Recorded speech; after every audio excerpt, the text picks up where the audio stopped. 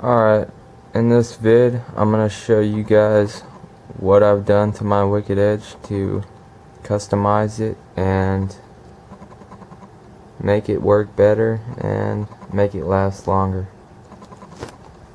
As you can see right here, I have taped a piece of cardboard temporarily to the back side of the base,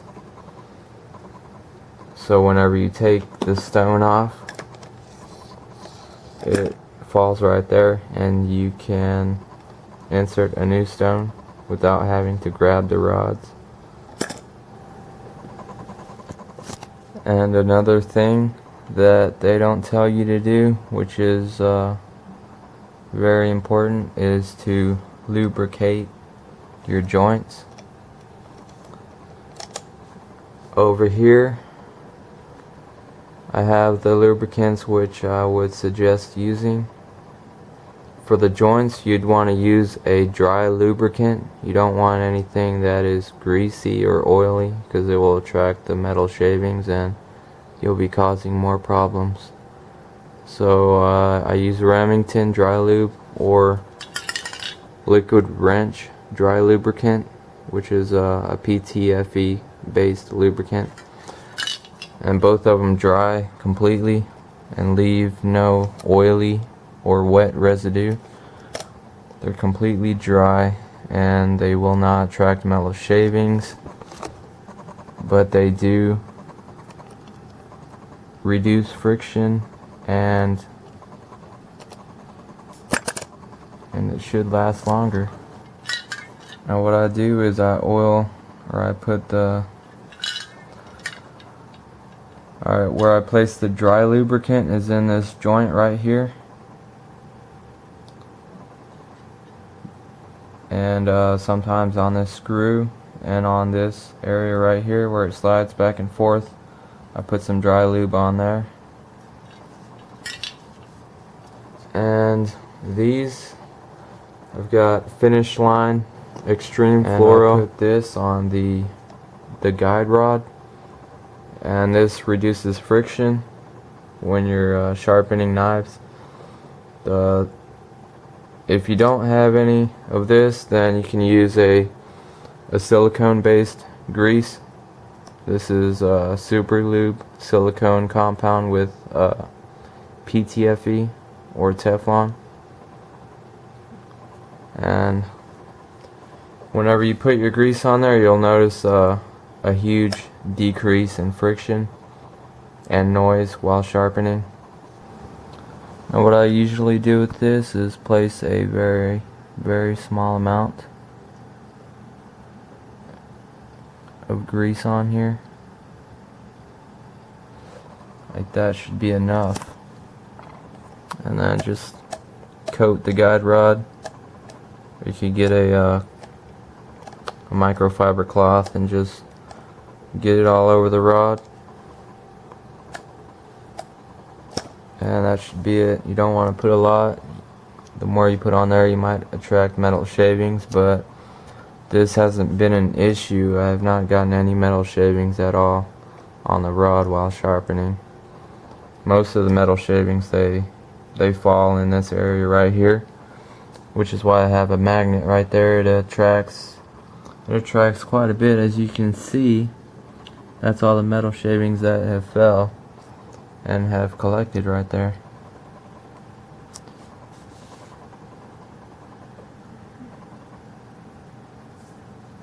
And this right here is a plastic washer I took off one of my remote control cars, and it fit perfectly on there. So that allows the stone to set right there, and you don't have to worry about going down too far and hitting that joint. So you could put a plastic washer or a piece of rubber or something right there. And here's what you can expect after putting some grease on there. You can listen to it, it doesn't really make much sound, and the one on the right, I haven't put grease on it for about a month, and you can hear the friction in this one compared to this one. and you can feel that it's a lot smoother. So when you're sharpening a knife, it saves you a little bit of energy, I guess, less friction. Another thing I like to do is take some silicone grease and put it on a cotton patch and run it through each one of these stones. That'll help reduce the friction, along with putting grease on the rods. Another thing I've done is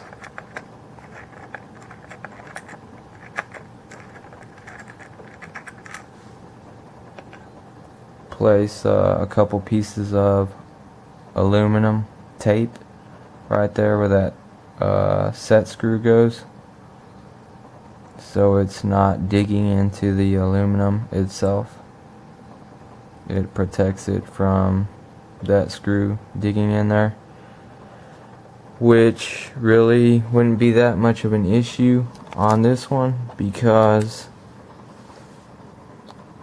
I took the screw out and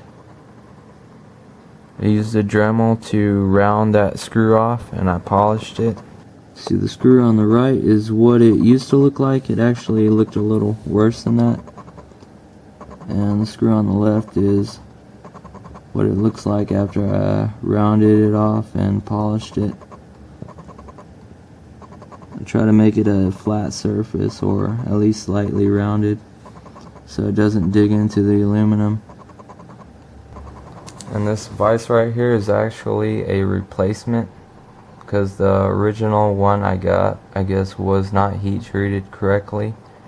And after sharpening about 5 or 7 knives, I noticed that the vise was bent pretty bad on this area right here. And I called Clay, and I had a replacement sent back to me, and it only took about 4 days to get here before I got the new one. And all I had to do was put the old one in the box that they gave me. It already had a return label on the box, so it didn't cost me any shipping or anything.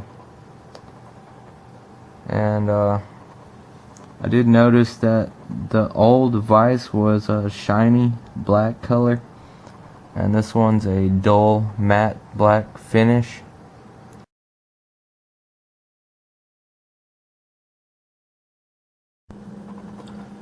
And after every knife I sharpen, I set the stones in the ultrasonic cleaner to get off the metal shavings to prevent rust from forming on the stones. Whenever I do this, I don't set the stones all the way down into the water. I only set it in there a couple millimeters to let the water touch the metal part of the stone, and that's it. I don't completely submerge it, and I only hold it there for about 10 seconds. That's enough to get the metal shavings off.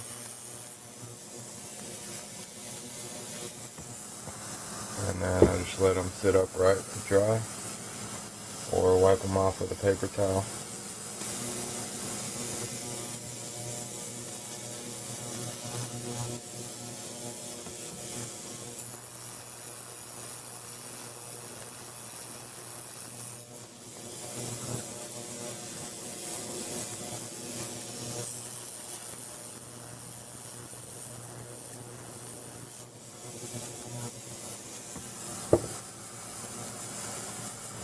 This is where I store my stones after I'm done sharpening.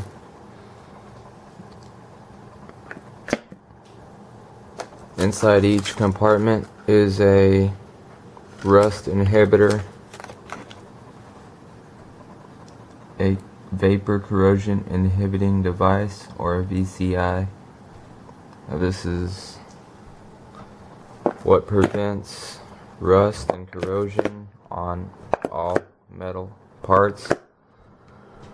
Since you're sharpening steel, which is susceptible to corrosion, it's always important to get the metal filings off of your stones before storage, and then try to store them in a compartment with zero moisture. You can use some silica gel or some of these vapor corrosion inhibitors to prevent your stones from rusting. As you know, these stones do not rust, but the steel that you're sharpening does rust.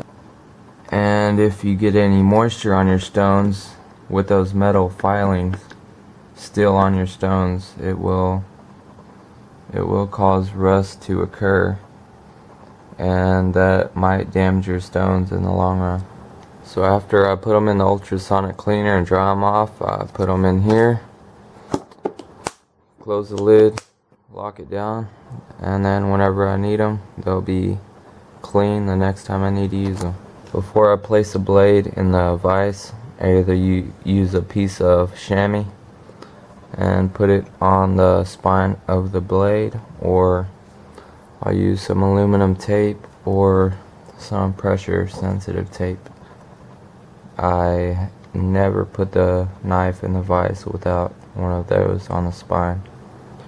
Here's just a little tip when sharpening. I will have to make a separate video to explain this more in detail.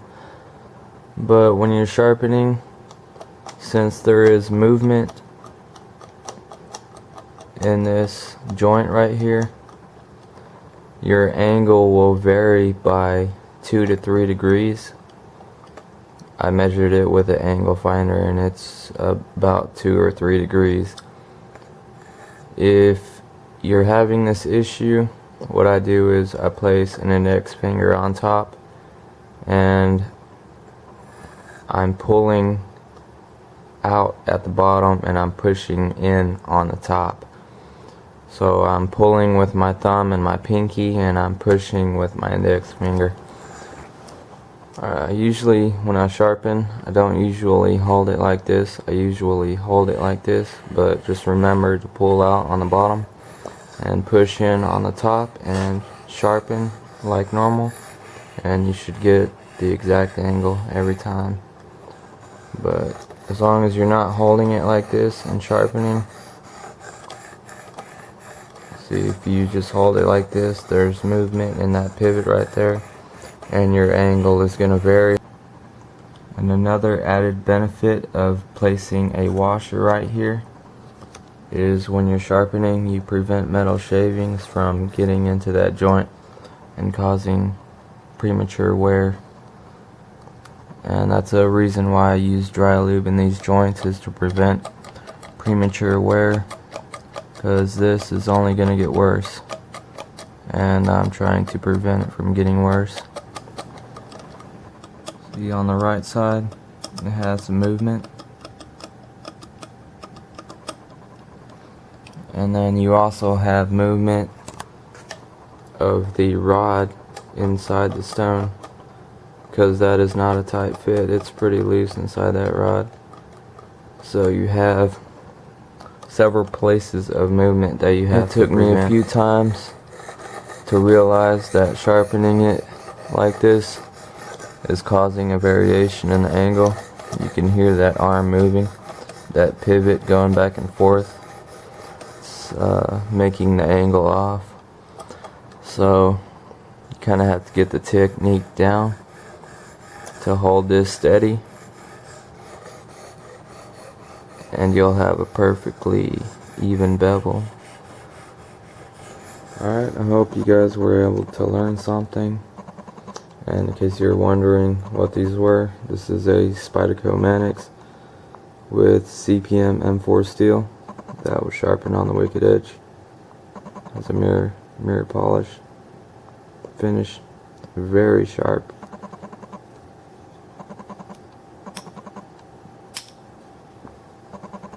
And here I have a Microtech Troodon. It's automatic out the front,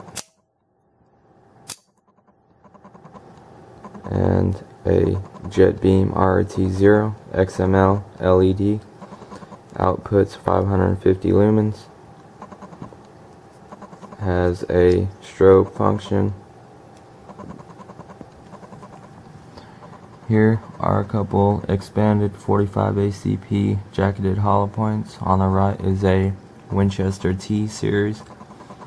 It's a Talon remake. And here is a golden saber bonded 45 ACP 230 grain.